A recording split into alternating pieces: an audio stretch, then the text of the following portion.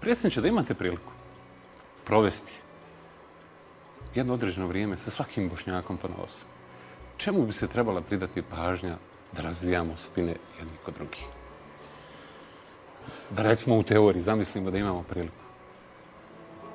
Svakom Bošnjaku bih ja prvo ovako kazao.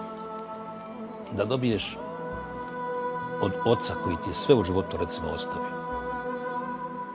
Sve, i kuću, i evo i tebe, i neka primanja, na fakultet je dao otac. Da dobiješ od njega pismo u kojem je on ti neke preporuke dao. Kako ćeš dalje sam. Bil ti to pismo lijepo umotao u čistu krpu i stavio, a da ga ne pročitaš negdje na visokom mjestu u svojoj sobi ili biblioteci? Pa vjerovatno ne bi, jel?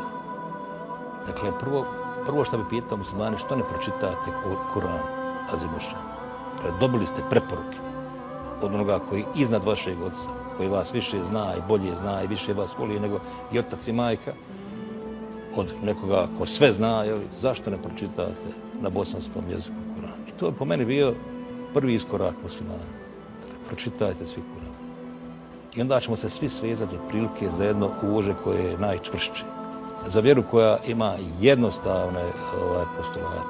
Nemoj činiti zlo, suprotstavi se zlu, čini dobro, pomaži, praštaj, budi milosrdan, sakrivaj tuđu sramotu i tako dalje. Dakle, sve ono što želite da vama drugi ljudi urade, budite vi prema njima takvi i onda bi ova naša dobrota prirodna, ova genetska, došla do punog izražaja. Ja vam želim, predsjedniče, svako dobro. Želim da ovaj Ramazan i vama i vašoj porodici i svim našim gledalcima prođe u posebnom ozračju. Danas je drugi dan, već smo se malo navikli.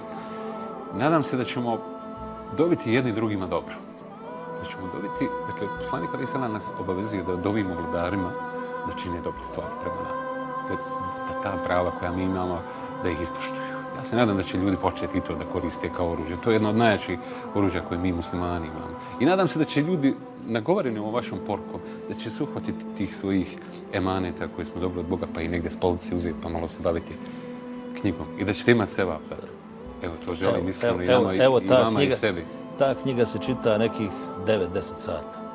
Pa na kraju pročitaju tokom ovoga Ramazana, a noću je to puno jače nego preko dana. Da se ono što rekli ste na početku osame i svedu sa svom. Da se zagledaju u tu knjigu, Božju poruku same sebe, a onda valja izaći ponovo na dunjaluk među ljude.